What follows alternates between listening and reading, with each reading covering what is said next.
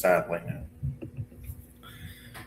Greetings and welcome to another episode of Catholicism and Coffee. I am Stephen Gasinski. I am Beth Kaczynski. And I'm the guest. Yeah. So for those who probably don't know our new guest tonight, this is Anna, also called Beth's sister. Yeah. And she's going to be here to ask us some questions about our book and to read your questions. So please share your questions in the comments. Yep. Anybody in the chat right now. But we're going to talk a bit about our latest book, When Saints Meet the Sorting Hat.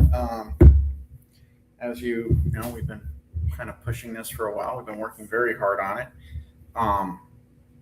We are hoping that we'll have some good feedback for any questions that we'll have. What else should we talk about? Well, we have a mini series we're going to talk about. Yes. Each day, we'll have a little episode. It's like less than 6 minutes. That'll premiere at 9 a.m.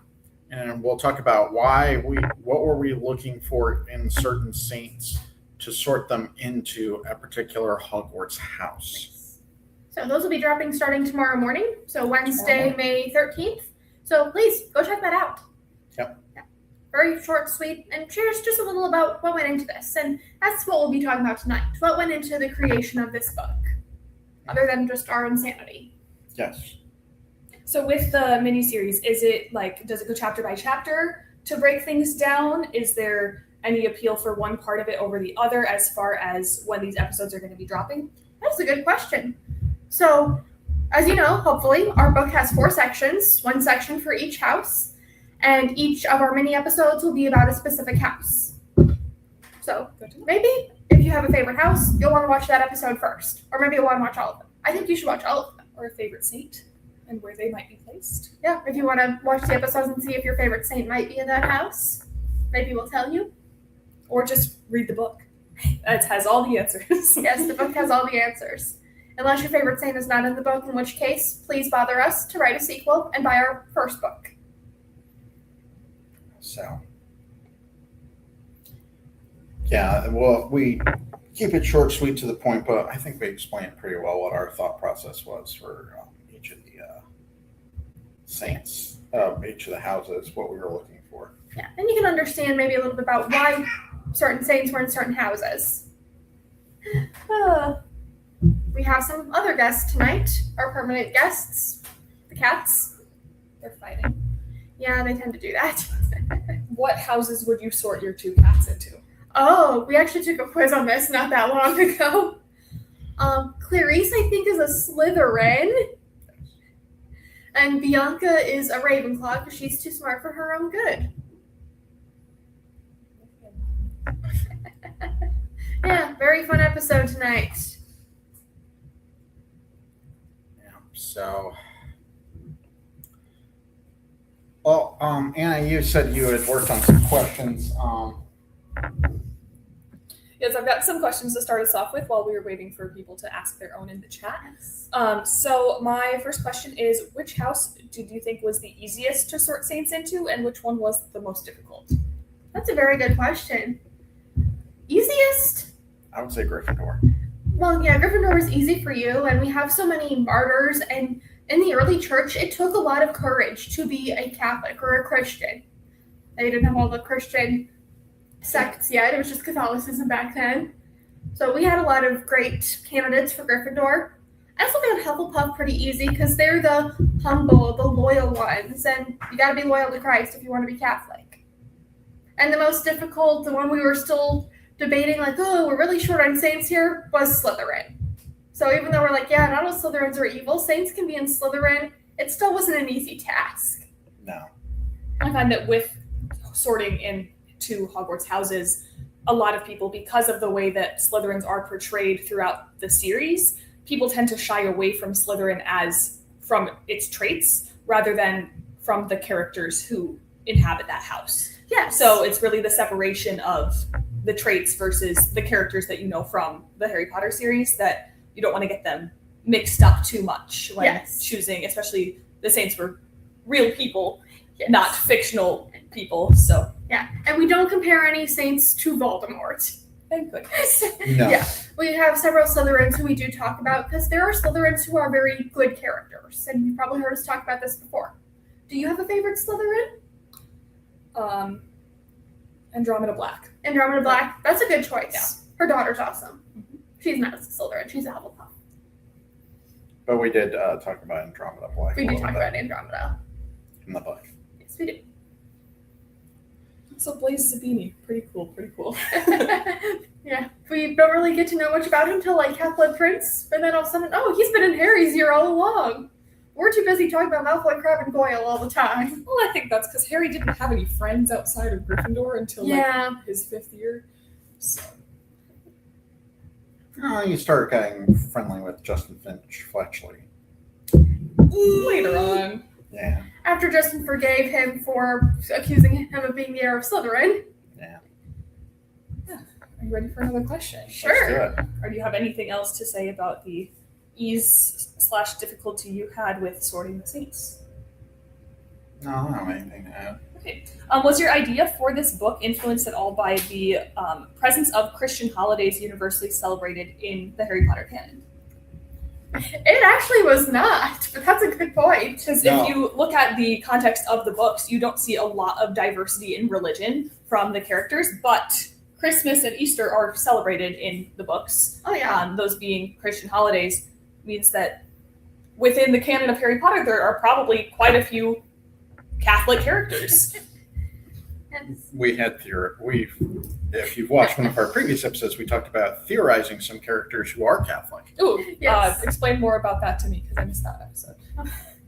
We thought the Weasleys. Okay. Yeah, they're Big family. Yeah. Irish Catholics probably. Red hair, hand-me-down clothes. Yeah. Plus, certain things, they accepted their sufferings with Yeah. a lot of humility and joy. Yeah, I was like, oh, it sucks that we don't make much money, but hey, we're not gonna let it turn us bitter. I mean, you have like Arthur Weasley, who works in a pretty low-level job, but he's just like, yeah. I'm He not does doing. it joyfully. He does it with extreme joy, one might say. And speaking of jobs within the wizarding world, did you find it interesting that there are no like religious life as one of the 3 wizard jobs? Because there's really only teacher, ministry, or that's the 3 jobs. Horror's technically in the ministry too. Yeah. Yeah, or you could own a shop or something. I guess, yeah. Yeah, an entrepreneur. Entrepreneur. A service worker in any of the places. Yeah. Maybe a bartender at the Hogshead. Mm-hmm. Yep, your brother's the most brilliant wizard in the world, and you tend bar. He liked it though.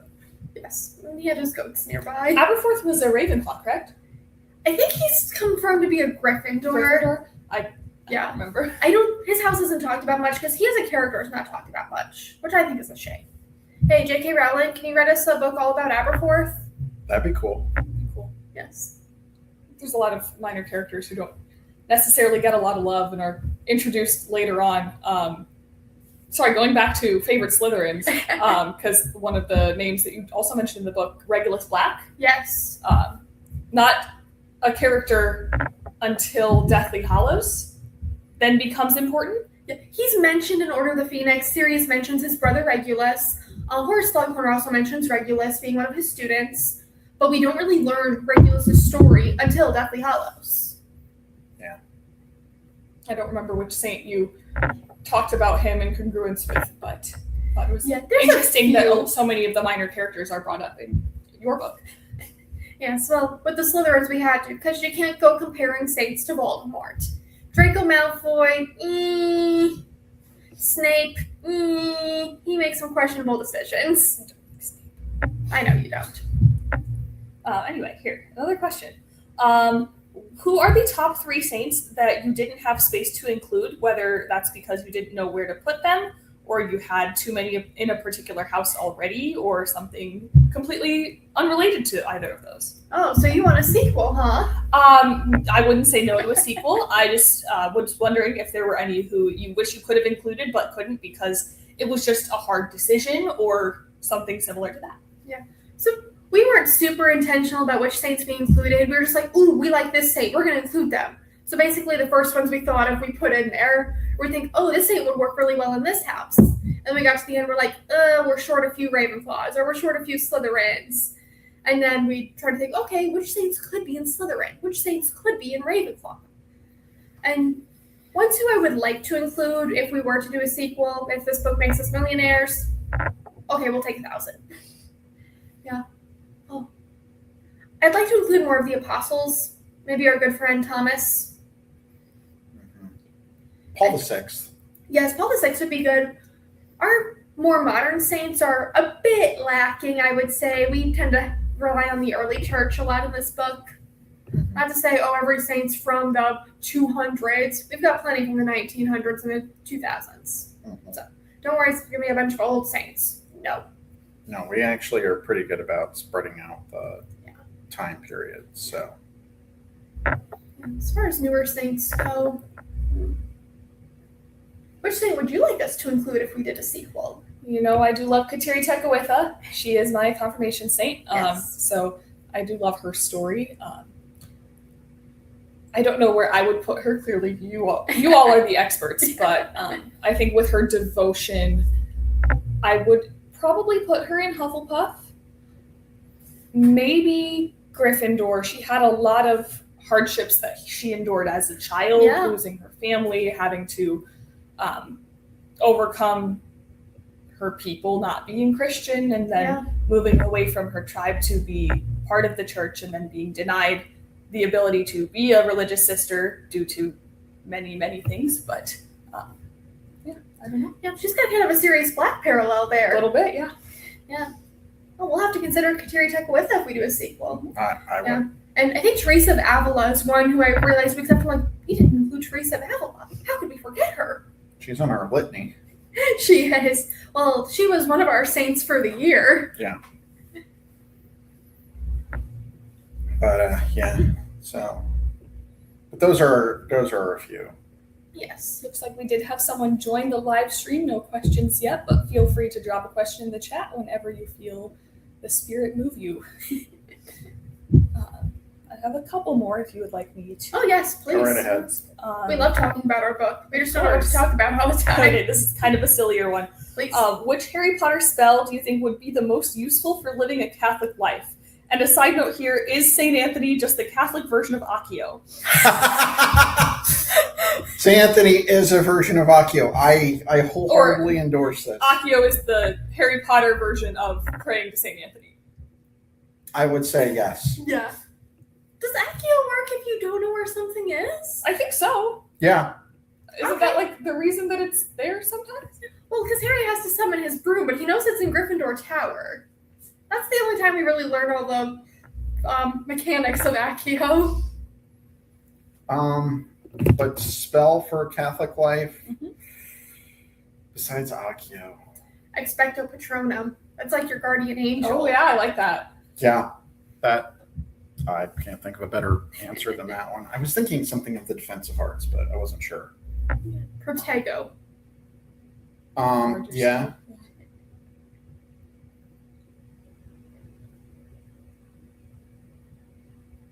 Expelliarmus to use against the devil instead of the St. Michael prayer. Mm-hmm. Oh, so this is just now matching saints to spells? Sure. Or prayers to spells? There you go. Okay, that's our next book. Another one I'm already writing too. Well, they're not about Harry Potter. They aren't. Infinite possibilities for Harry Potter things that can also be Catholic things. That is true. Currently. That is true. Next question that I have is, I think that was actually all of them. Yeah, that was actually all of them.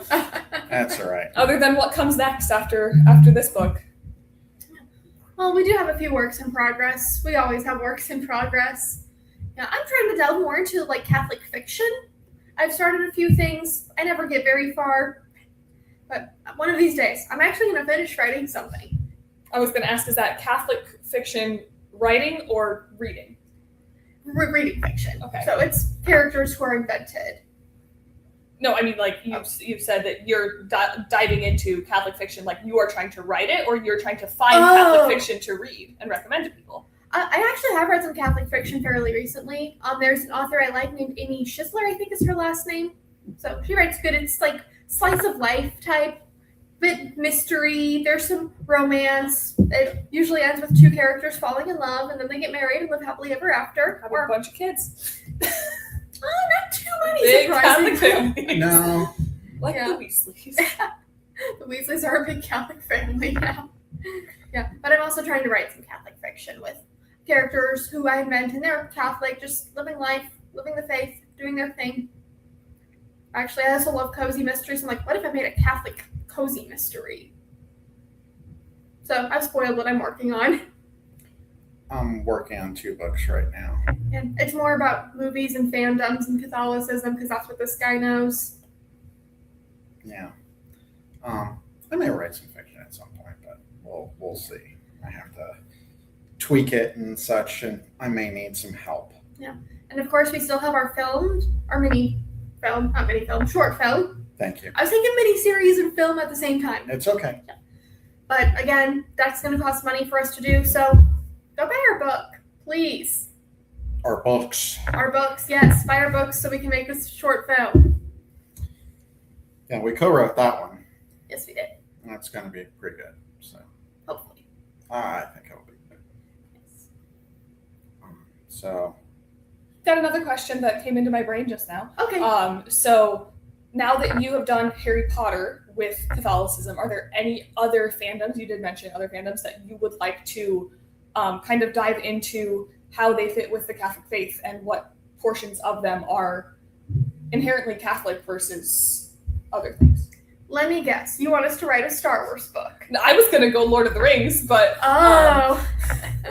The thing is, we love Lord of the Rings, but Lord of the Rings is talked about so much in Catholic circles that we don't want to be too mainstream.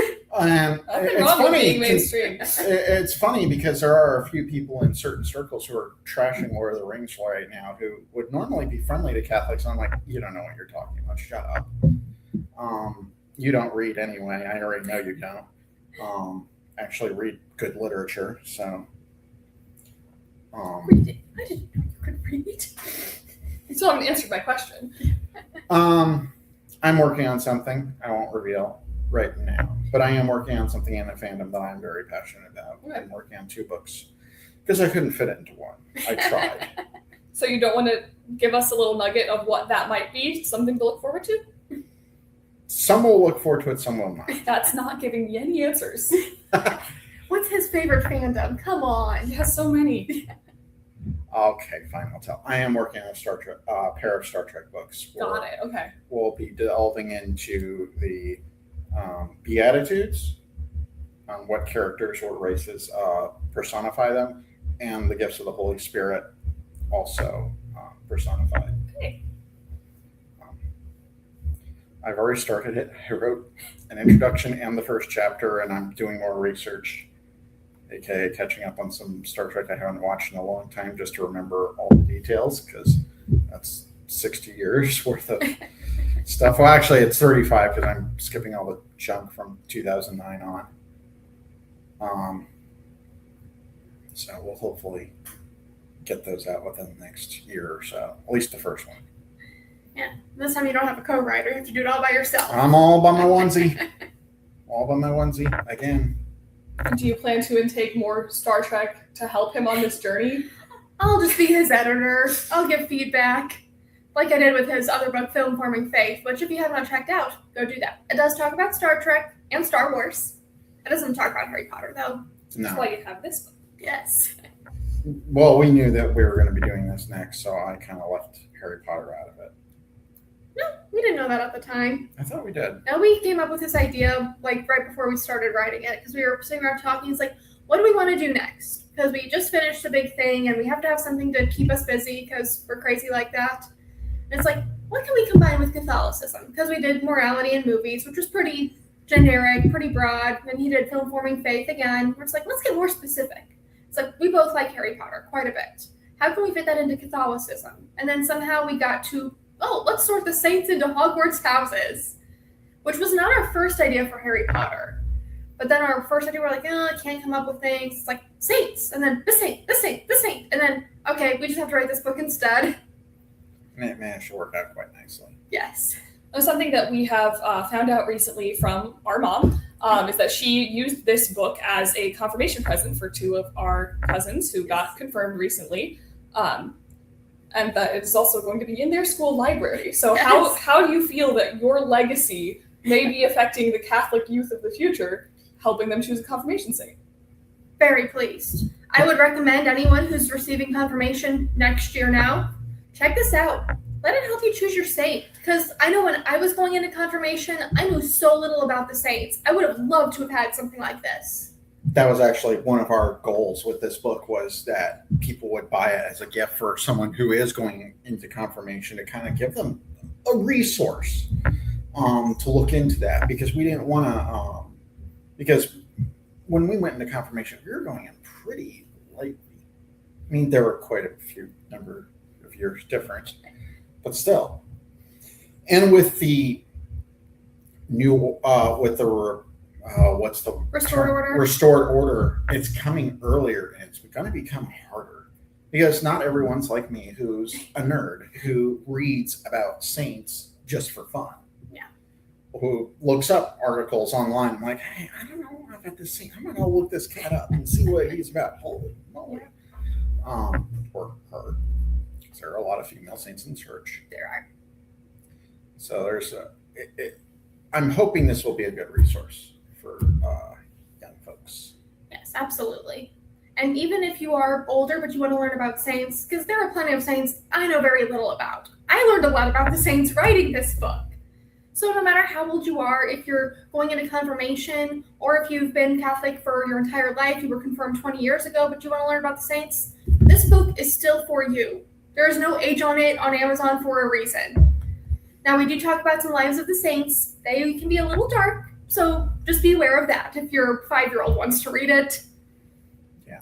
Maybe some personal edits. Yeah. I'm not going to talk about this thing with this saint. Lots of martyrs. Yeah. And there's some saints who were martyred pretty brutally, but we tried to keep it PG. It's like, this thing happened. We're not going to explain how that works. Yeah. But it's pretty, but we try to keep it appropriate so you and your kids can enjoy it. Fun for the whole family. Fun for the whole family, especially if it's a family of Harry Potter fans. Oh, do we have a question? Looks like we do. The question we have is, I originally wanted to use my birth name as my confirmation saint name, but a person who shall remain unnamed out of charity told me it would be stupid. I picked St. Augustine of Hippo instead. St. Augustine in this book. Yes. So, you're welcome. Now you know. And by the way, that's Christopher Chance, one of our contributors to the show. So good to You've seen him on screen before, probably. Yes. That's good to have him on. And I remember one year when I was helping with the RCIC, Rite of Christian Initiation for the Children, a lot of them were just like, oh, I'm going to choose the saint with my name, which is cool that they can find that kinship with the saint just based on the name, but there can be a little something more to it. Yeah, there are a few. I mean, there are some saints. Some of you are named. Some of us are named after saints. So yeah, we've all got pretty good saints we're named after. Which St. Elizabeth do you see more of yourself in? When I'm choosing up St. Elizabeth, I choose Mother of John the Baptist. She was related to Mary. Also, John the Baptist's feast day and my birthday are very close together, so I've always felt a bit of a kinship there.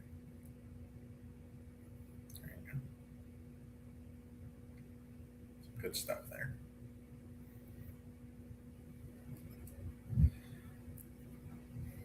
So, Anna, you actually went through the book a bit, I know. Yes, this morning, yes. As a matter of fact, were there any placements that really surprised you, or? Nothing too surprising. It all pretty much seemed about accurate from what I know from the lives of the saints, from however many years of Catholic education. But you made some really good points about certain. I don't want to give too many spoilers for anyone That's fair. listening or watching who may not have read it yet. You might need to go buy the book. But But I think the points that you make for different saints being in different houses made a lot of sense. There weren't any that surprised me too much. I also kind of got a sneak preview when you told me you were going to write this book. Like, how do you feel about this? So you did tell me almost immediately whenever you were first pitching this book as a concept that St. Hildegard, who's one of my personal favorites, chose me later on in life, that she would make an appearance. So always happy to see her included. Yes. Yeah, I'm quite fond of the female doctors of the church. If you've watched our Doctors of the Church episode. Yeah. Yeah, we're fond of all the doctors of the church, of course. We are. And many of them are in the book. Not all of them, because there's like 30, 40 now. Yeah, we didn't have enough.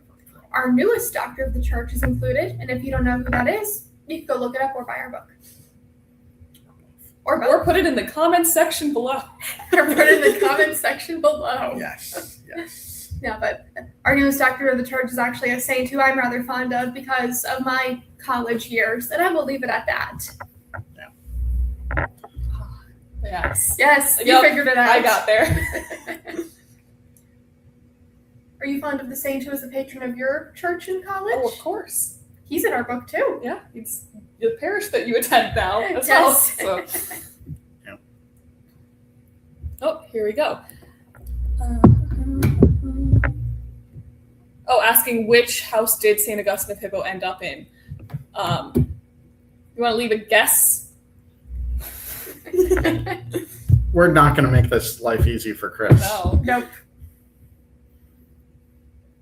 Yeah, and we do have an ebook as well as the paperback, and the ebook is a little cheaper, and also the ebook we have a higher royalty percentage, so it's a win-win if you want to choose the ebook.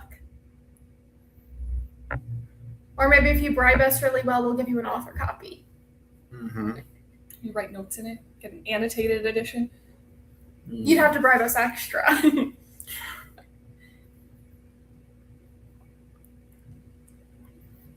And besides, Chris, you and I need to get together so I can actually help you with your house sorting quiz, because there are questions in there that are very Harry Potter lore specific. So I'd have to work it. One of those is correct, yes. Oh, he's guessing. Ravencroft? Be kind to him. He's not familiar with the Harry Potter franchise. So. Okay. Also, could be autocorrect. You never know. Okay. That is that's fair. entirely This possible. modern era, Yeah. not all of us use parchment and quills, you know.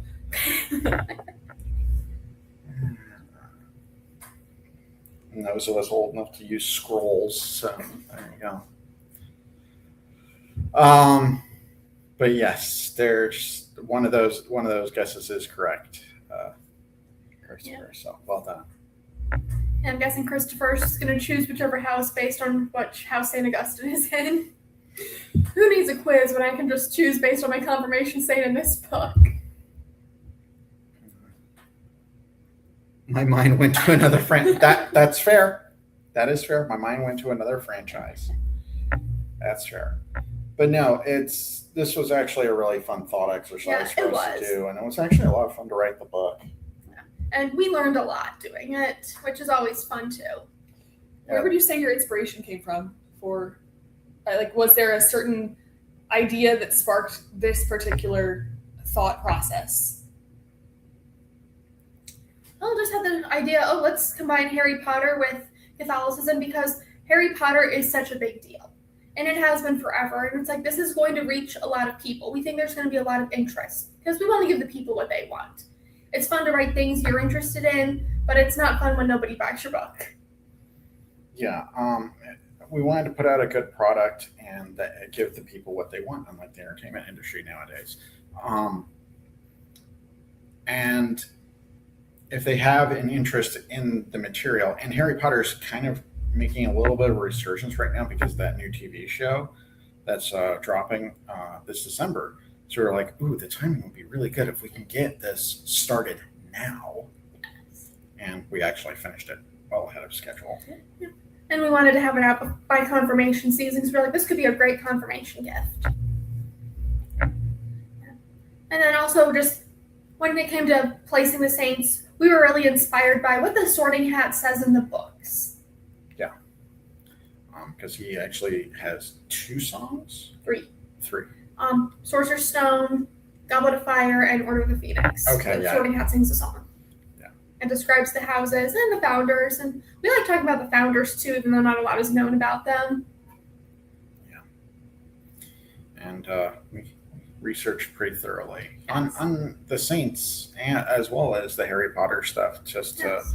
make sure our information was as correct as it could be. Yeah, so we got to research 2 of our favorite things. So that was fun. Any questions from our viewers out there? Don't see any more as of right now.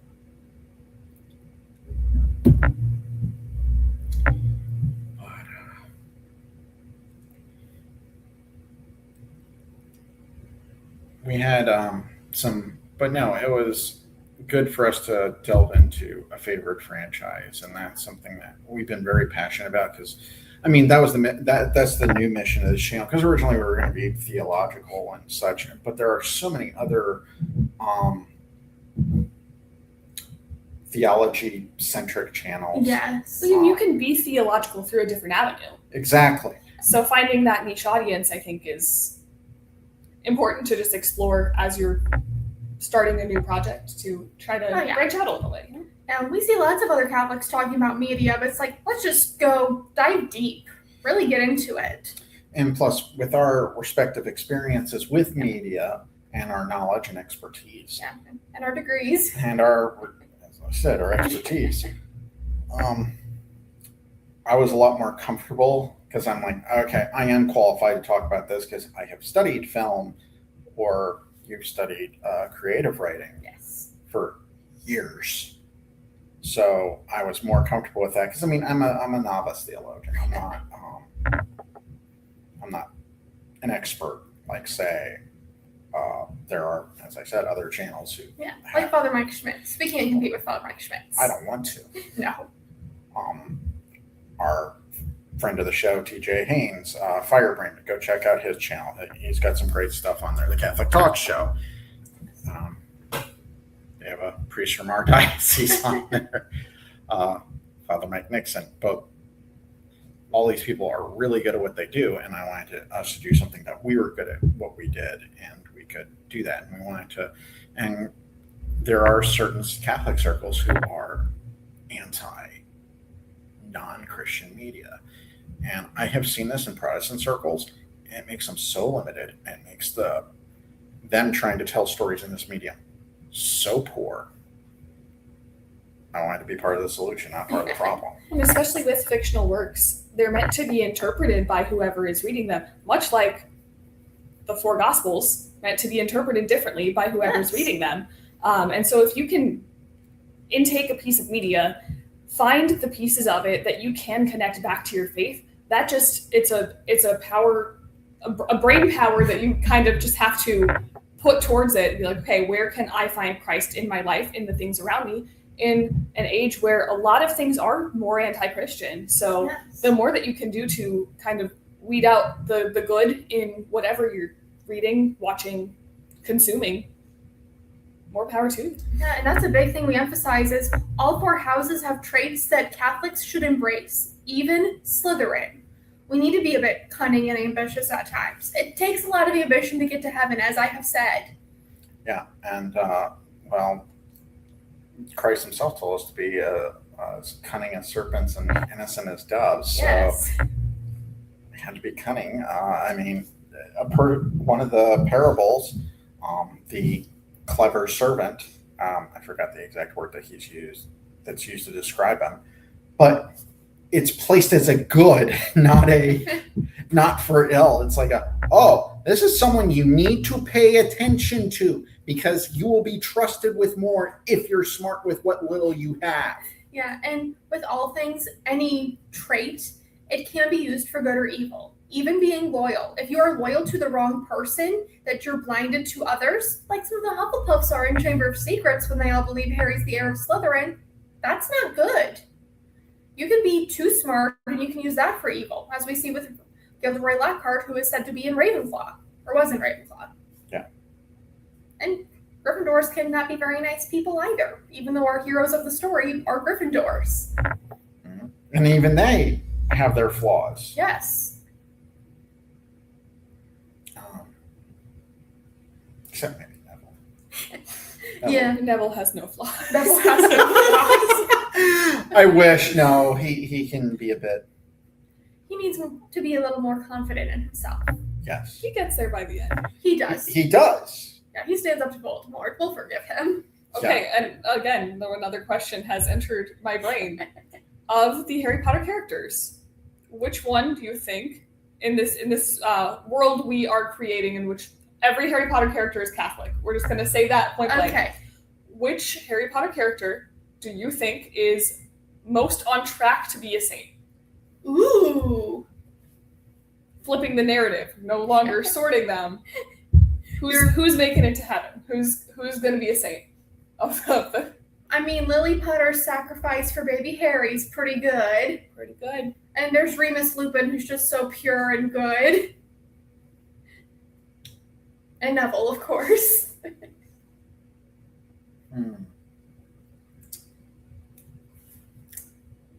Actually, I think Hagrid.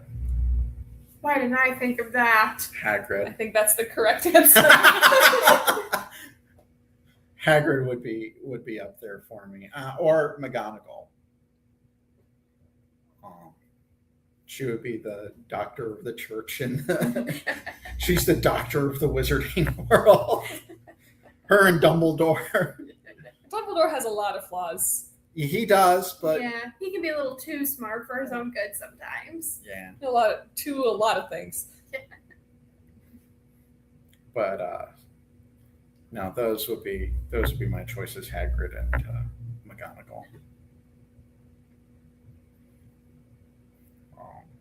But those would be good. Yeah, I can just imagine Hagrid sitting up in heaven with St. Francis Having a chat. and all the creatures around them. Oh, don't forget. Who wrote Fantastic Beasts? Oh, Newt Scamander. Newt Yeah, Scamander. he'll be sitting there with them. They'd all be hanging out, Yes. having a wee chat. Baby dragon sitting in their lap.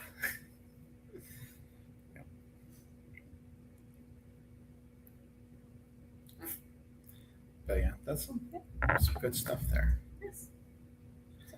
Thank you, Anna, for all of your wonderful questions. Of course. And like we said, we had a really good time writing this book. There's a lot that went into it and just a lot of fun, which I hope comes through with our writing.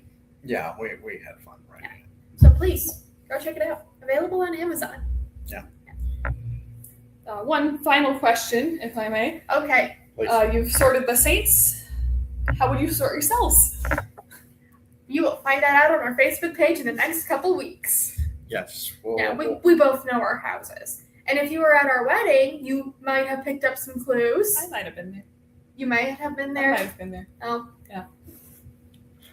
But definitely, we'll be dropping the questionnaire down there, and you can comment on we'll be dropping that question down there, and you can comment with your guesses, and we will confirm or deny your guesses. Yeah. Later this week. We're going to drop our first one Thursday. yes, that's great. Thursday, we're going That's to drop enough. the first person down. Are you going to put up a poll to see what house your viewers/listeners fall into majority? Maybe we Be should. interesting. That's a good idea. I think I could do that. Yeah. I'll have to see. And You also can do that on Facebook pages. Yeah, we can. And also remember to check out our mini-series. It'll be on YouTube the next 4 days. So go find out what went into sorting saints in each specific house, if that's something that's of interest to you. Does the mini-series have a title? Does it have a title? It does. I don't remember what it. Um, Why? Hang on, I house. can look it up. It's why house. Why certain house. Yeah.